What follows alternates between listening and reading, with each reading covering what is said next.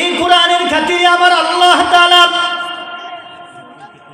নবীজির শান শৌকত মর্যাদা বাড়ায় দিয়েছে। এই কোরআনের দাম আল্লাহ তাআলার কাছে বেশি।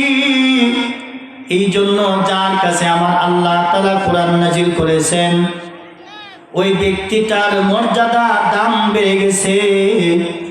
আর যে এলাকায় নাজিল করেছেন আরব, মক্কাতুল মুকাররমা, মদিনাতুল মুনাওয়ারা, তার মানে মদিনায়ও নাজিল করেছেন, মক্কায়ও নাজিল করেছেন। এরকম যত জায়গায় যুদ্ধ হয়েছে সমস্ত যুদ্ধের জায়গায় নাজিল হয়েছেন। আসমানে থাকলেও নাজিল হয়, জমিনে থাকলেও নাজিল হয়। যে জায়গার ভিতরে নাজিল হয়েছে ওই জায়গার মর্যাদাও আল্লাহ তাআলার কাছে বেড়ে গেছে। বলেন সুবহানাল্লাহ। যে সময় নাজিল করেছেন সেই সময়ের দাম আল্লাহ তাআলার কাছে বেশি।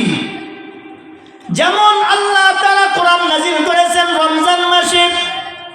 আল্লাহ তাআলা কোরআনের মধ্যে বলেন শাহরু রমাদানাল্লাযী উনজিলা ফীহিল কুরআনু হুদাল লিন-নাসি ওয়া বায়্যিনাতিন মিনাল হুদা ওয়াল ফুরকান।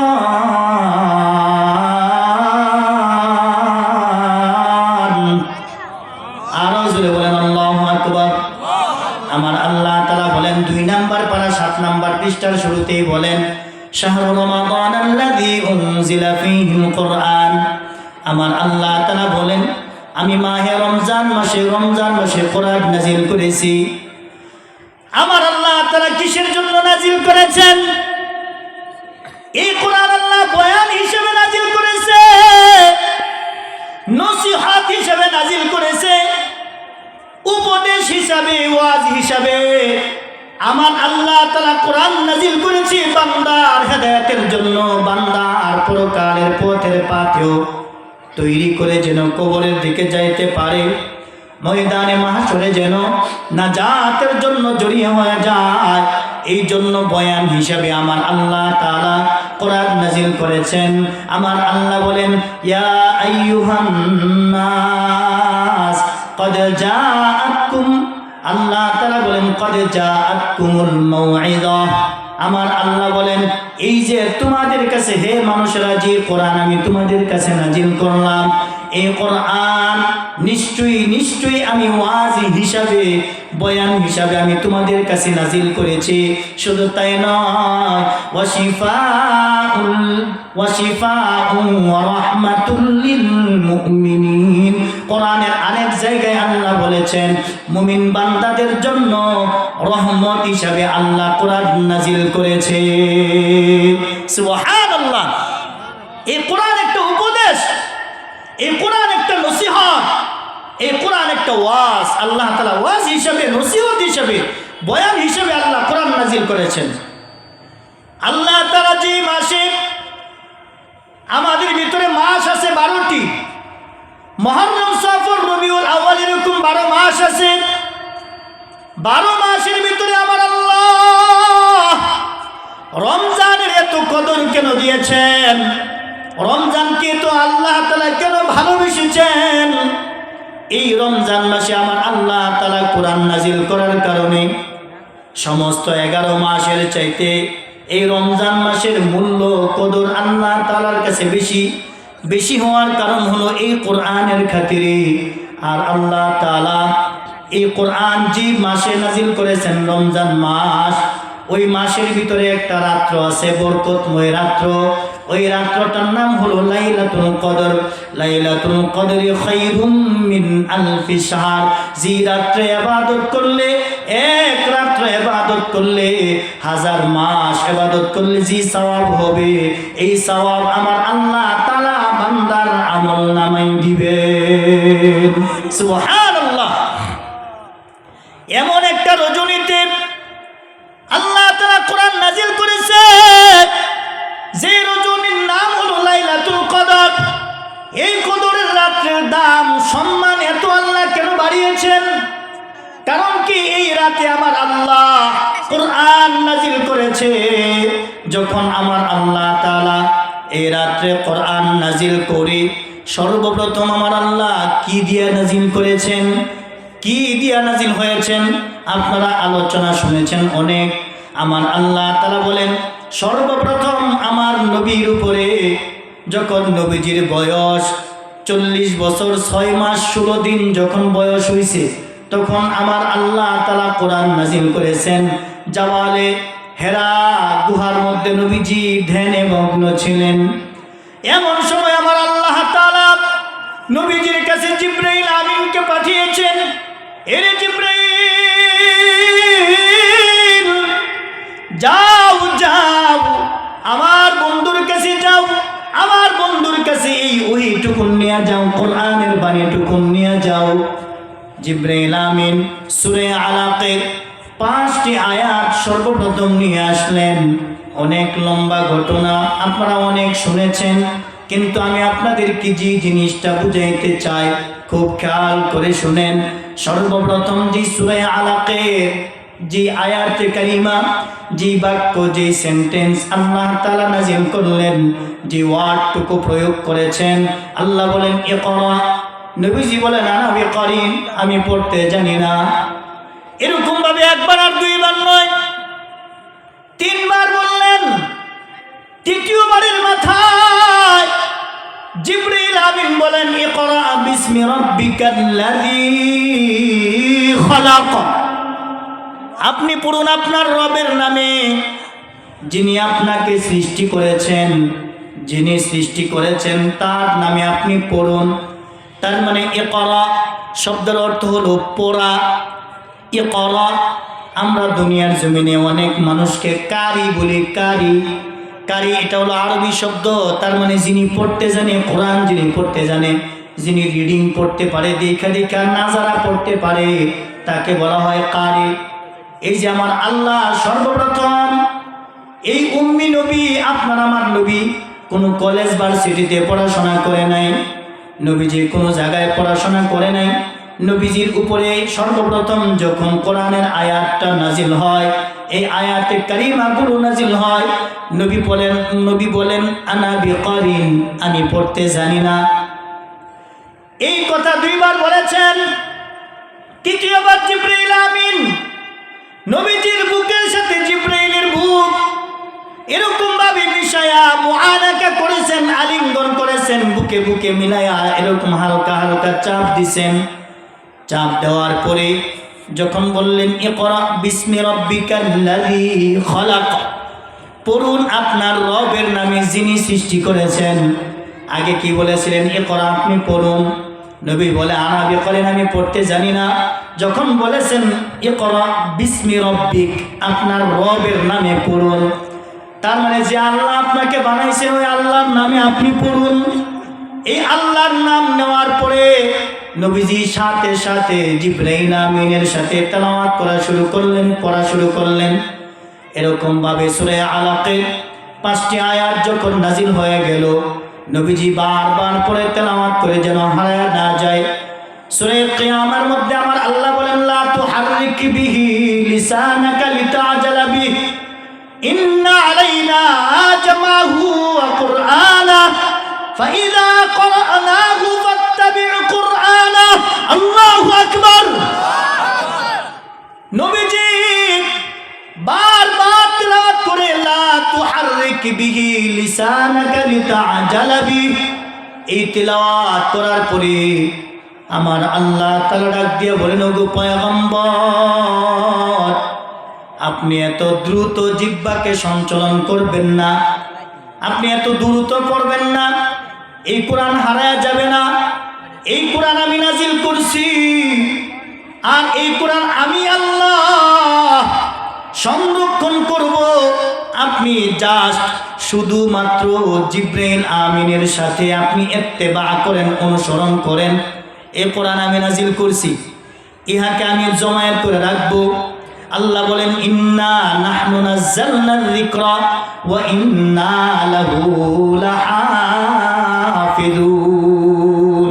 আল্লাহু আকবার। আল্লাহ বলেন নিশ্চয়ই এই কোরআন আমি নাজিল করেছি, আর ইহাকে সংরক্ষণ করে রাখবো আমি আল্লাহ। চিন্তা করে দেখেন আল্লাহ তাআলা কেমনে সংরক্ষণ করতেছে। এই কোরআন যখন নাজিল হয় নবীজি নিজে মুখস্থ করে সাহাবায়ে আজমাইনকে মুখস্থ করায়। সাহাবায়ে কেরাম বিভিন্ন পাতার ভিতরে, খালের ভিতরে, চামড়ার ভিতরে, পাথরের মধ্যে সুন্দর করে লেখা লেখা রাখে। আর সাহাবায়ে কেরাম মুখস্থ করে রাখে যেন হারায় না যায়। মুখস্থর মাধ্যমে আমার আল্লাহ তাআলা কোরআনকে টিকিয়ে রেখেছেন। আজ পর্যন্ত আপনাদের এই মুফিজউদ্দিন দারুল উলুম মাদ্রাসার ভিতরে হিফজখানার ছাত্রগুলো কোরআন মুখস্থ করে না? মুখস্থ করে না? আজকে দেখেন 1 ক্লাসের ছাত্র যারা আছে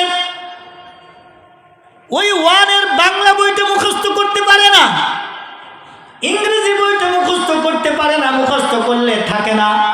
কিন্তু আমার আল্লাহ তাআলা কত সুন্দর করে এই যে কোরআন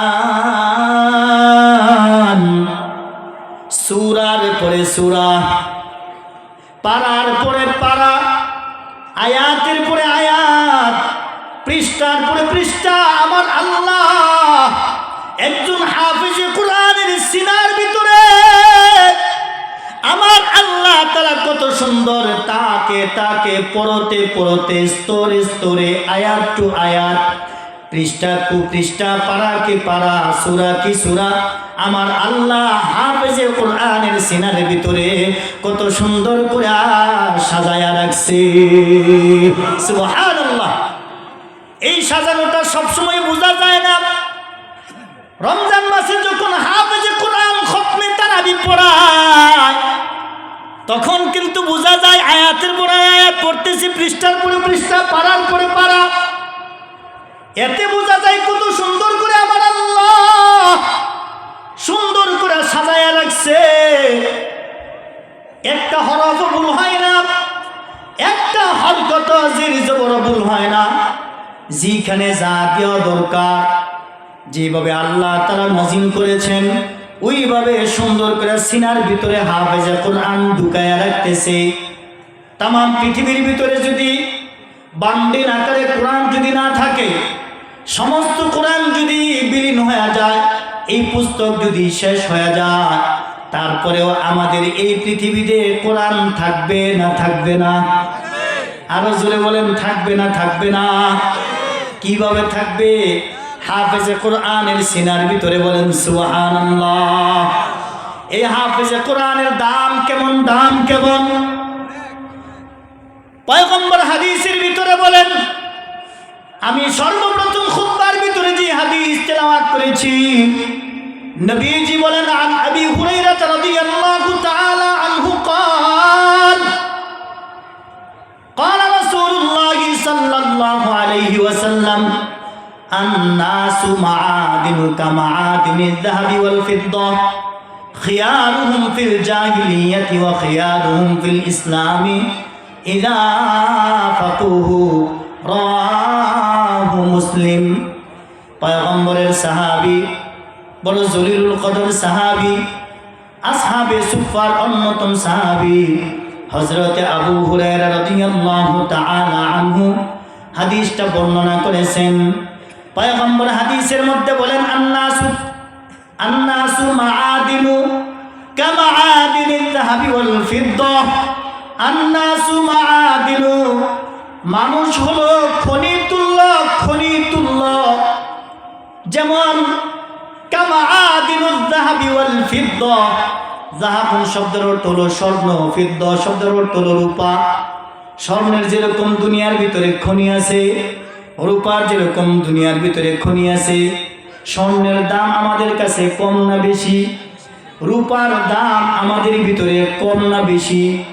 স্বর্ণের যেরকম খনি আছে, রূপার যেরকম খনি আছে, মানুষ যেরকম ভাবে স্বর্ণের খনিকে ভালোবাসে, মহাব্বত করে, রূপের খনিকে যেরকম ভাবে ভালোবাসে, মহাব্বত করে, আমার পয়গম্বর হাদিসের মধ্যে বুঝায় এই স্বর্ণ এবং সোনার খনির চাইতে অনেক দামি। এই স্বর্ণ এবং রূপার খনির সাথে যদি তুলনা করা হয়, মূল্য কম হবে, দাম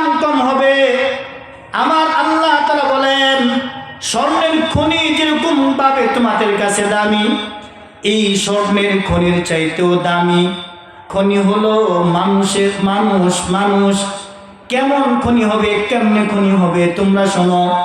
খিয়ারুহুম ফিল জাহিলিয়াতি, জাহিলিয়াতের যুগে যে মানুষগুলো শ্রেষ্ঠ ছিল, ভালো ছিল, ওয়া খিয়ারুহুম ফিল ইসলামি, ওই মানুষগুলো ইসলামের পরেও শ্রেষ্ঠ হয়েছে। সুবহানাল্লাহ। তার মানে হযরতে আবু বকর ইসলামের আগেও যেরকম আবু বকর ছিল, দামি ছিল, কাফের মুশরিক বেঈমানের কাছে সম্মানিত ছিল, ইসলাম ধর্ম গ্রহণ করার পরেও আল্লাহ তাআলা হযরতে আবু বকর, উমর, উসমান, আলী সবাইকে এর চাইতেও আরো শ্রেষ্ঠ বানিয়ে দিয়েছেন, দামি বানিয়ে দিয়েছেন। সুবহানাল্লাহ। কিসের কারণে? পয়গম্বর বলেন ইলা ফাকুহু, যখন কোন মানুষ ধর্মীয় জ্ঞান উপলব্ধি করবে, ধর্মীয় জ্ঞান অন্বেষণ করবে, ধর্মীয় জ্ঞান যখন শিখবে, তখন আমার আল্লাহ তাআলা দুনিয়ার মধ্যে স্বর্ণ এবং রূপার খনির চাইতে আল্লাহ তাআলা মানুষকে খনি বানায় দিবেন, দামি বানায় দিবেন। এই জন্য আমার আল্লাহ বলেন, তোমরা খুব খেয়াল করে শোনো, সর্বপ্রথম যখন আমি আল্লাহ পয়গম্বরের উপরে কোরআন নাজিল করলাম, ইকরা বিসমি যখন আয়াতগুলো নাজিল করলাম সূরা আলাকে, সর্বপ্রথম আমি আল্লাহ তাআলা কেন আয়াতগুলো নাজিল করেছি এই কথাটা তোমরা আগে বুঝো। এর কারণ কি, আমি কি উদ্দেশ্যে নাজিল করলাম? আমার আল্লাহ দুনিয়ার বুকে মানুষদেরকে সর্বপ্রথম জ্ঞানী বানাইতে চায়, শিক্ষিত বানাইতে চায়। আল্লাহ তাআলা মূর্খ রাখতে চায় না, কারণ নবীজি তো উম্মি নবী ছিলেন, নিরক্ষর নবী ছিলেন, আক্ষরিক কোনো জ্ঞান নবীজির ছিল না। আল্লাহ তো ইচ্ছা করলে ইকরা, তার মানে তুমি পড়ো, এই পড়া সম্পর্কে আয়াত না নাজিল করে আল্লাহ বলতে পারতেন আকিমুস সালাত, তুমি নামাজ কায়েম করো, আকিমুজ যাকাত, তোমরা যাকাত প্রতিষ্ঠা করো, তোমরা রমজান মাসে রোজা রাখো। এই কথা আমার আল্লাহ বলতে পারতেন না। কিন্তু আমার আল্লাহ নামাজের আয়াত আগে নাজিল করে নাই, হজের আয়াত আগে আল্লাহ নাজিল করে নাই, যাকাতের আয়াত আমার আল্লাহ তাআলা নাজিল করে নাই, এরকম ভাবে রমজানের আয়াত আল্লাহ তাআলা আগে নাজিল করে নাই।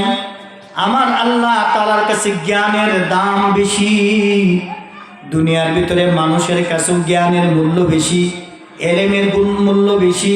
এই জন্য আমার আল্লাহ বলেন ইলম অর্জন করো, আগে জ্ঞান অর্জন করো। আর এই এলেম হলো দুই প্রকার, একটা হলো জাগতিক এলেম, দুনিয়ার এলেম, দুনিয়ার জ্ঞান, আরেকটা এলেম হলো আখিরাতের জ্ঞান, আখিরাতের এলেম, দ্বীনি জ্ঞান, যে জ্ঞান সম্পর্কে আমার আল্লাহকে চেনা যায়। আল্লাহ কোরআনের মধ্যে বলেন সূরা ফাতিরের মধ্যে 28 নম্বর আয়াতে, ইন্নামা ইয়াখশাল্লাহা মিন ইবাদিহিল উলামা। আল্লাহু আকবার। আমার আল্লাহ বলেন ইন্নামা ইয়াখশাল্লাহা মিন ইবাদিহিল উলামা, নিশ্চয়ই উলামাগণ, জ্ঞানীগণ আল্লাহ তাআলাকে বেশি ভয় করে। বলেন সুবহানাল্লাহ।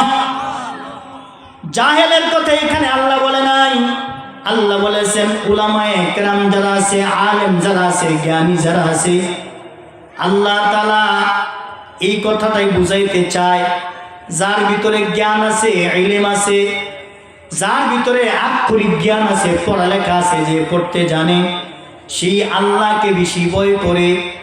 ইন্নামা ইয়াখশাল্লাহা মিন ইবাদিহিল উলামা, নিশ্চয় আল্লাহ তাআলার বান্দা যারা আছে, জ্ঞানী যারা বান্দা আছে, যে সকল বান্দা বান্দিরা আছে, তারাই কিন্তু আল্লাহ তাআলাকে ভয় করে।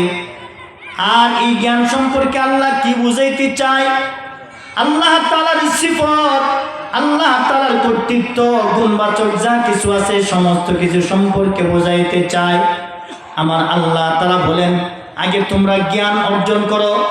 কুল হাল ইয়াস্তাউিল্লাযীনা ইয়া'লামুনা ওয়াল্লাযীনা লা ইয়া'লামুন।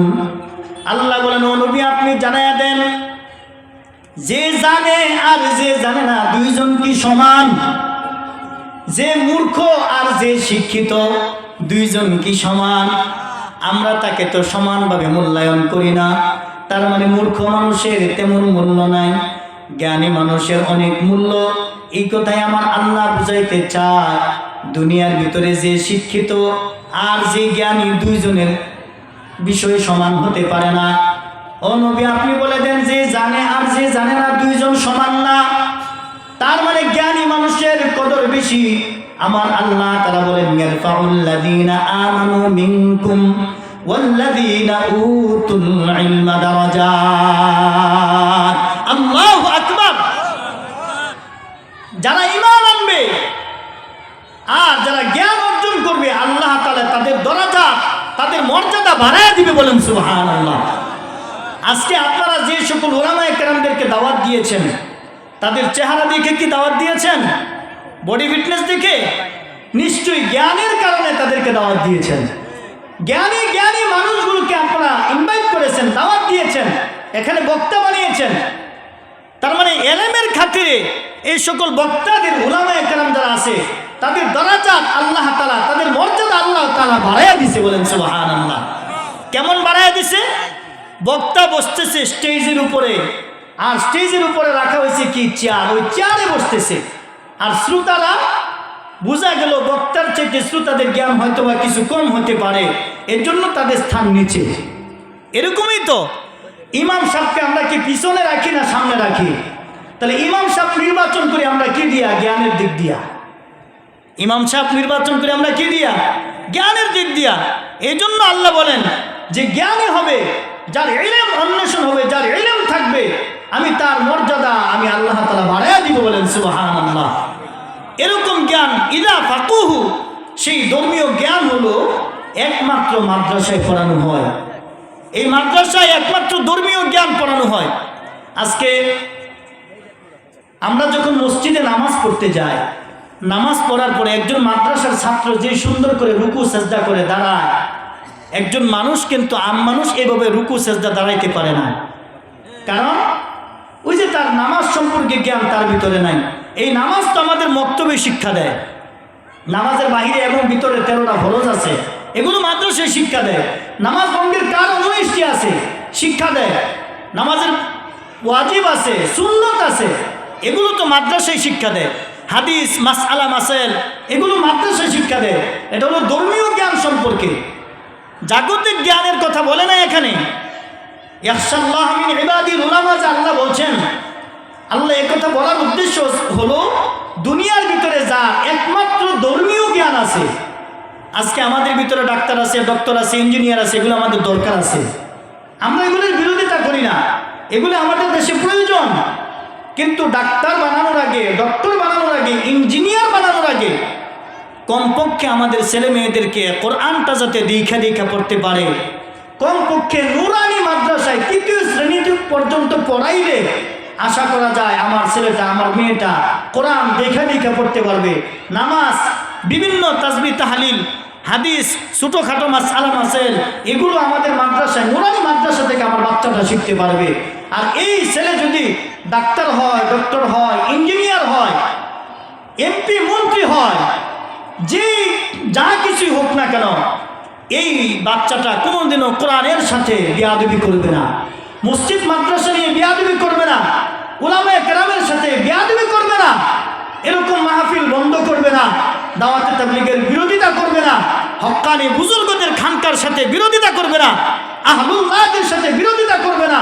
কারণ তার ভিতরে আছে কোরআনের জ্ঞান। তার ভিতরে কি আছে? কোরআনের জ্ঞান। আর আজকে যদি আমাদের সন্তানের ভিতরে কোরআনের জ্ঞান না থাকে, তাহলে আমাদের সন্তানগুলো আমাদেরকে মোহাব্বত করবে না, ভালোবাসবে না। আমি যে পিতা মাতা, আমাকে রেসপেক্ট করবে না, আমার সম্মান করবে না, আমার খেদমত করবে না।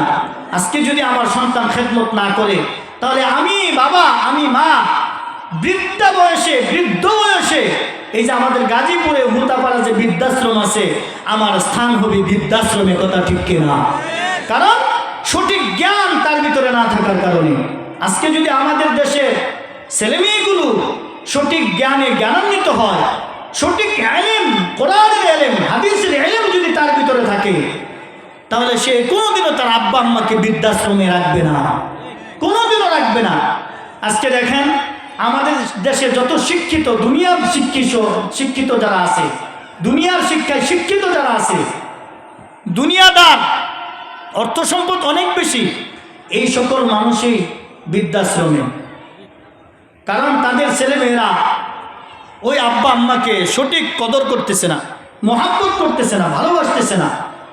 তার মানে ওই যে সঠিক সময় সঠিক শিক্ষা তাকে দেয় নাই। এক লোক, আমি উদাহরণস্বরূপ অনেক সময় একটা কথা বলে থাকি, এক লোক একটা গাছ লাগাইছে, ধরেন একটা মেহগুনি গাছ বা সেগুন গাছ, যে কোনো একটা গাছ লাগাইছে। আজকে আমাদের দেশে একটা হাইসিয়ত দেখা যায়, একটা তবিয়ত দেখা যায়, যার সাথে যার দুশ্মনী আছে, দুশ্মনের জমির সাথে এমন একটা গাছ লাগা যে গাছের কারণে আরেকজনের ফসল বাড়িঘর যাতে নষ্ট হয়ে যায়, ঠিক আছে না? আর এই ফসল নষ্ট করার জন্য, বাড়িঘর নষ্ট করার জন্য সবচেয়ে বড় বিষয় হলো, বড় গাছটা হলো রেন্ডি গাছ, করই গাছ। এই করই গাছে অনেক ফসল নষ্ট করে, আর এখন বর্তমানে 81 গাছে নষ্ট করে। দেখেন 81 গাছ, ওই যে আবাদি যে জমি আছে, ফেক কাদা জমি, এর ভিতরে যদি পড়ে থাকে পাতা, 1 বছর পরে এরকমই থাকে, জিন্দা থাকে, এটা সহজে মরে না। এই 81 গাছের ভিতরে যদি তাল গাছও থাকে, এটাও নষ্ট হয়ে যায়, কাঁঠাল গাছ নষ্ট হয়ে যায়, বিভিন্ন ফসল ফলাদি যে সকল গাছ আছে ওগুলো নষ্ট হয়ে যায়। তো এমন গাছ একটা লাগাইছে দুশ্মনের বাড়ির লগে পাশে, তার মানে তার বাড়িতে যাতে শীতের দিন কোনো সময় রোদ না আসে, ক্ষেতটা যাতে নষ্ট হয়ে যায়। তার মানে অত্যানি একটু জায়গা আছে, এটার মধ্যে একসানা লাগাই দিছে, এটা আস্তে আস্তে প্রকাণ্ড হইতেছে, বড় হইতেছে, আর আস্তে আস্তে 3 কাঠা জায়গা লইয়া যখন ডাল প্রশাখা বড় হচ্ছে, তখন এরকম 3-4 জনের জমি নষ্ট করে দিতেছে। এরকম খাচ্ছতের লোক আছে না? এরকম হাইসিয়তের লোক আছে না আমাদের দেশে? খুব কম। এমন একটা গাছ একটা লাগাইছে আর কি, গাছও বড় হইতেছে, আর দুশ্মনের চিন্তা ফিকির করতেছে, অর্থাৎ যে বাড়ির লগে লাগাই দিছে হে চিন্তা করতেছে আমার লগে দুশ্মনী করে গাছটা লাগাইছে, আমি তো এই বাড়ির থাকতে পারতাম না, বা এই ফসলের জমিতে ফসল করে খাইতে পারবো না। এক পর্যায়ে রাগ হইয়া সে কি করছে, জায়গা বিক্রি করে দিছে। বিক্রি করব, অর্থাৎ যেই ব্যক্তি গাছ লাগাইছে এর লোক তো এমনি দুশ্মনী, হের কাছে আর বিক্রি করতো না।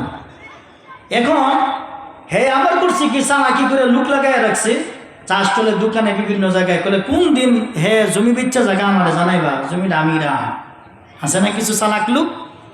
পরে বলতেছে অর্থাৎ এই গাছের যন্ত্রণা যখন জমিটা বিক্রি করে চলে যাইব, তখন হঠাৎ করে ওই ব্যক্তি শুনতে পারছে, যিনি গাছ লাগাইছে উনি শুনতে পারলো যে এই জমি তো বিক্রি করে লাগবো, এখন সেও টাকা পয়সা নিয়ে রেডি, সেই এই জমিটা রাখবো।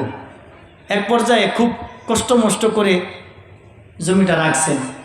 রাখার পরে এখন ওনার ছেলে হয়েছে ধরেন 4-5টা ছেলে, এক একজনকে এক এক জায়গায় বাড়ি করে দেওয়া লাগে, কারণ সবাই তো একসাথে বনাবনি নাই। এক একজনকে এক এক জায়গায় বাড়ি করতে, অনেক ছেলেরে বাড়ি করতে গেছে ওই জমির মধ্যে। যখন বাড়ি করতে গেছে, এখন ধরেন মেহগুনি গাছ একটা লাগাইছে, অনেক বড় হয়ে গেছে, 20 বছর 30 বছরে যখন বড় হয়ে গেছে, এখন এই গাছটাও তো আর কাটতে মন চায় না, আবার বাড়িও করতে মন চায়। এখন চিন্তা করলো আচ্ছাতে বাড়িটাই করি। যখন বাড়ি করতে গেছে, তখন আস্তে আস্তে যখন ওয়াল উড়াইছে, লিঙ্কটেন পর্যন্ত গেছে আর কি, লিঙ্কটেন পর্যন্ত গেছে, অর্ধেক করছে তৈরি। ওই গাছ যে লাগাইছে একটু বেহা করে তেরা করে লাগাইছে, লাগানির সময় এটার ফেডও কাবাজ্যে পড়ছে, ওই গাছের ফেডও কাবাজ্যে পড়ছে আর কি। এখন চিন্তা করলো, হ্যাঁ রে বিল্ডিংটা উড়াইতে পারলাম না, গাছটাও এত মোড়া, এটাও কাটটালা লাগবো, কি করা যায়? এখন চিন্তা করছে, যা বিল্ডিংও মোটামো ওই গাছ কাটতাম না, গ্রাম বইরা যত মানুষ আছে সবাই দাওয়াত দিছে, মাংনি কামলা দেওয়ার লাগে আর কি। আগে মাংনি কামলা ছিল না, ওই মাংনি কামলা দেওয়ার লাগে। পরে গ্রাম বইরা সবাই দাওয়াত দিছে যে ভাই তোমরা সবাই আমার এই গাছটা একটু সরাই দাও ধাক্কায়া। এখন ধাক্কায়া যখন সরাই দিবার গেছে, এখন গাছ তো সোজা হইব দূরের কথা, গাছ যখন ধাক্কা দেয়, যারা ধাক্কা দিতেছে তারা সোজা হয়ে যায়, গাছ আর সোজা হয় না। গাছ 30 বছর পরে 40 বছর পরে যে মোটা হয়েছে এটা কি সোজা হওয়ার কথা নেই। যারা ধাক্কা দিতেছে তারা সোজা হইতেছে, গাছ আর সোজা হয় না। এই উদাহরণটা আমি কেন দেই, ওই যে লাগানির সময় তো সোজা করে লাগাইছে না, দুশ্মনী করে লাগাইছে। কিছু মানুষ আছে আপনাদেরকে আমাদেরকে বলে মাদ্রাসায় পড়াইলে কি হবে, আছে না কিছু মসজিদ মাদ্রাসার বিরোধিতা করে, আবার কিছু মানুষ আছে যেগুলো মাদ্রাসায় পড়াইলে কি হইব, কয়টি হার বেতন পাইব। আজ পর্যন্ত দেখেন তো আপনাদের মসজিদের যে ইমাম সাহেব, উনি কি কোনোদিন না খায় রয়েছে? আপনার পরনে যে পাঞ্জাবিগুলো আছে, টুপিগুলো আছে, যে জামা কাপড় আছে, এর চাইতে কোনো দিক দিয়ে দামে মূল্যের দিক দিয়ে কি হুজুরের কম? এই জামা কাপড়গুলো চিন্তা করে দেখেন, আয়রন দিতেছে, সুন্দর সুন্দর জামা কাপড় পরতেছে, আতর পরতেছে, কত সুন্দর পোশাক, মাত্র 5,000, 7,000, 8,000, 10,000 টাকা বেতনে আল্লাহ হুজুরের চালাইতেছে। সুবহানাল্লাহ বলেন। কেন চালাইতেছে? চালানোর একটা কারণ আছে। কারণ হলো আল্লাহ রাসূল হাদিসের মধ্যে বলছেন, যে কোরআনে কারীম তেলাওয়াত করবে 1 নাম্বার পুরস্কার আল্লাহ তারে দিব, সেই পুরস্কারটা হলো রিজিকের অভাব দূর করে দিব। সুবহানাল্লাহ। আল্লাহ রিজিকের মধ্যে বরকত বাড়াইয়া দিবে। এই কোরআনের মধ্যে একটা সূরা আছে, সূরাতুল ওয়াকিয়া। এই ওয়াকিয়ার মধ্যে 3টা আয়াত আমি তেলাওয়াত করছিলাম। যে ব্যক্তি প্রতিদিন মাগরিবের নামাজের পরে সূরাতুল ওয়াকিয়া তেলাওয়াত করবে, যেই ঘরে তেলাওয়াত করবে, ওই ঘরে কোনো দিনও রিজিকের অভাব অনটন থাকবে না, আল্লাহ রিজিকের বরকত বাড়াইয়া দিবে। সুবহানাল্লাহ। এই কোরআনের মধ্যেই আছে। তার মানে যে ব্যক্তি কোরআনে কারীম তেলাওয়াত করবে, আল্লাহ তাআলা তার রিজিকের মধ্যে বরকত বাড়াইয়া দিবে। সুবহানাল্লাহ। তাহলে এই হুজুর যখন কোরআন শরীফ পড়ে, হুজুর চিন্তাও করে না কোত্থেকে টাকা আসবো নাকি। হুজুর যখন রাস্তাটা যায়, আপনার মতো আমার মতো কিছু মানুষ হুজুরে ডাক দিয়া সালাম দেয়, মুসাফা করতে যায়, 100 টাকার নোট ধরাইয়া দেয়, 500 টাকার নোট ধরাইয়া দেয়, 1000 টাকার নোট ধরাইয়া দেয়। হুজুর এটা আপনি একটু খরচ করেন, একটু দোয়া করেন, হুজুর একটু দোয়া করেন। কথা ঠিক কিনা জুড়ে বলেন। তাহলে তার রিজিকের পেরেশানি কে দূর করছেন? তার মানে সে আল্লাহর সাথে আছে, তাআল্লুক মা আল্লাহ। যার সম্পর্ক আল্লাহর সাথে হবে, আল্লাহর সম্পর্ক তার সাথে হবে। সুবহানাল্লাহ। তাহলে সম্পর্ক তো আল্লাহর সাথে। এই কোরআন তেলাওয়াত করলে আল্লাহ তাআলার সাথে সম্পর্ক হয়। সুবহানাল্লাহ বলেন। যে ব্যক্তি কোরআনে কারীম তেলাওয়াত করবে, প্রত্যেকটা হরফে আল্লাহ 10টা করে নেকি দিবে। সুবহানাল্লাহ। আর যার ভিতরে কোরআন না থাকবে, তার অবস্থাটা কি হবে দেখেন। ইন্নাল্লাযী লাইসা ফী জাওফিহি শাইউম মিনাল কুরআনি কাল বাইতিল খরিব।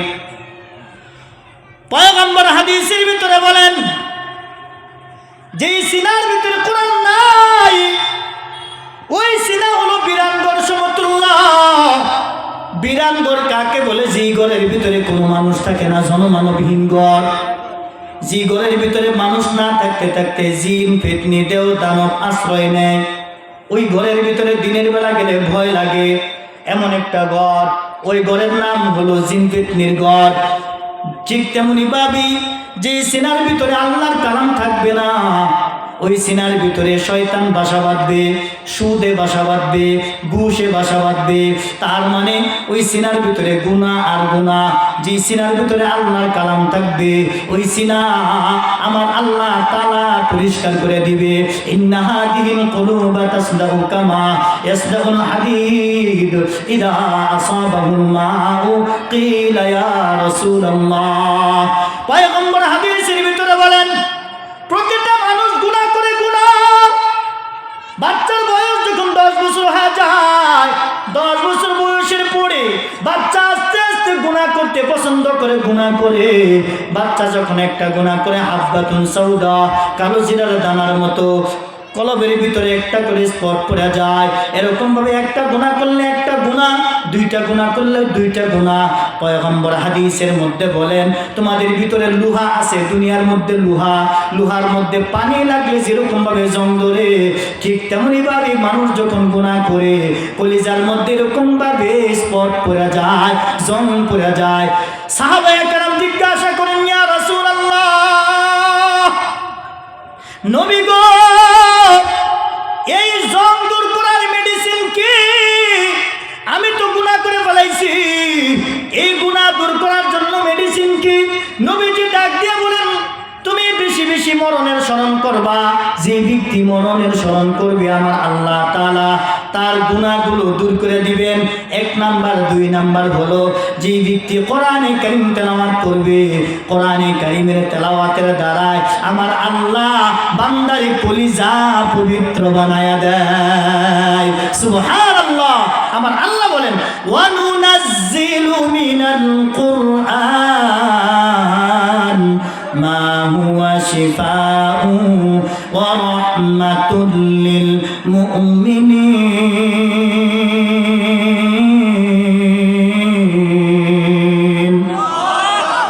আমার আল্লাহ তাআলা বলেন ওয়ানুনাজ্জিলু মিনাল কুরআন, আমি কোরআন নাযিল করেছি মা হুয়া শিফা। শিফা শব্দের অর্থ আরোগ্য লাভ করা। বান্দার দিলের ভিতরে গুনাহ আছে, এই গুনাহ হলো সবচেয়ে বড় রোগ। এই রোগ পরিষ্কার করার জন্য আমার আল্লাহ তাআলা কোরআন নাযিল করেছেন। যে ব্যক্তি কোরআনে কারীম তেলাওয়াত করবে, আমার আল্লাহ তাআলা বান্দার দিলের গুনাহ পরিষ্কার বানায় দিবে। বলেন সুবহানাল্লাহ। শুধু তাই নয়, কোরআনে কারীম তেলাওয়াত করলে আল্লাহ জান্নাত দিবে। মান ক্বারাআল কুরআনা ফাস্তাযহারাহু ফাআহাল্লা হালালাহু ওয়া হাররামা হারামাহু আদখালাহুল্লাহুল জান্নাহ ওয়া শাফাআহু ফি আশরাতিন মিন আহলি বাইতিহি কুল্লুহুম ক্বাদ ওয়াজাবাত লাহুন নার। হযরত আলী রাদিয়াল্লাহু তাআলা আনহু হাদিসটা বর্ণনা করে হযরত আলী বলেন, নবীজি বলেছেন, যে ব্যক্তি কোরআনে কারীম তেলাওয়াত করবে, এই কোরআনের হালালকে হালাল, হারামকে হারাম মাইনা চলবে, আমার আল্লাহ তাআলা তাকে জান্নাতে দাখিল করবেন। ওই সাহেবে কোরআনকে, যার কোরআনের সাথে সম্পর্ক আছে, সম্পর্কওয়ালা ওই বান্দাকে আল্লাহ তাআলা জান্নাতে দাখিল করবেন। শুধু তাই নয়, আর এই যে সাহেবে কোরআনকে আমার আল্লাহ তাআলা 10টা সার্টিফিকেট দিবে, যাদের জন্য জাহান্নাম ওয়াজিব হয়েছে, ওয়াজাবাত লাহুন নার।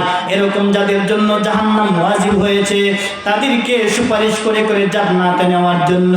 আমি আজকে আপনাদেরকে বলতে চাই, আলোচনা শেষের দিকে আমি আপনাদেরকে যে জিনিসটা বুঝাইতে চাই, এই দারুল উলুম মফিসিয়া মাদ্রাসার ভিতরে 8টা ছেলে হাফেজ হয়েছে। কয়টা জোরে বলেন? এই হাফেজে কোরআন কে আল্লাহ তাআলা 10টা সার্টিফিকেট দিবে, যাদের জন্য জাহান্নাম ওয়াজিব, যারা জাহান্নামের জন্য একদম জাহান্নামে প্রস্তুত, জাহান্নামে ফালাইয়া দিবে। এই সময় আমার আল্লাহ তাআলা হাফেজে কোরআনকে বলবে, আল্লাহ আপনি আমাকে জান্নাত দিয়েছেন, আমি শুধু জান্নাত পায়া খুশি না, আমার বাবা মা কোথায়, আমার দাদা দাদি কোথায়, আত্মীয় স্বজন কোথায়? যে ব্যক্তি মাদ্রাসার জমি দান করেছিল, যার অর্থ সম্পদে, যার টাকা পয়সা আমি পড়াশোনা করেছি, অনেক এতিম ছাত্র আছে না নাই? এরকম সাহেবে কোরআনরা ডাক দিয়ে বলবেন, আল্লাহ তাদেরকে ছাড়া আমি জান্নাতে যাইতে চাই না। এরকম ভাবে হাফেজে কোরআন যারা আছে, ওই রকম যাদের জন্য জাহান্নাম ওয়াজিব হয়ে গেছে, ওই রকম 10টা সার্টিফিকেট দিবেন।